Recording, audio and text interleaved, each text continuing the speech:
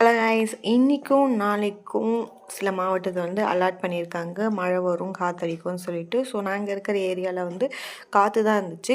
So இங்கே இருக்கிறதெல்லாம் ரொம்ப பெரிய பிரச்சனை இருக்காது. ஏன்னா கரண்ட் இல்லைன்னா கூட சில வீட்டில் இன்வெர்ட்ரு இருக்குது, அதுக்கப்புறம் வைஃபை இருக்குது. டிவியில் வந்து ஓடிடியில் படம் பார்க்கலாம், ஏன்னா படம் ஏற்றி ஏதாவது ஒன்று பார்க்கலாம். எது வேணால் நம்மளுக்கு டைம் ஸ்பெண்ட் பண்ணுறதுக்கு ஒரு சோர்ஸ் இருக்குது. பட் அந்த காலத்துலலாம் நாங்கள் எங்கள் வீட்டில் என்ன பண்ணுவோம், கரண்ட் ஆஃப் ஆயிடுச்சுன்னா டிவி, ஃபோன் எதுவுமே இருக்காது.